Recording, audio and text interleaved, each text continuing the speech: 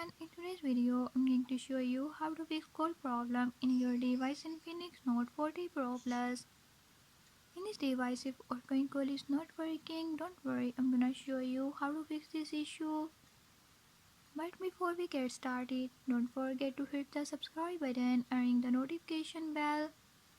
Make sure to watch complete video and learn I can do it. Let's watch the video.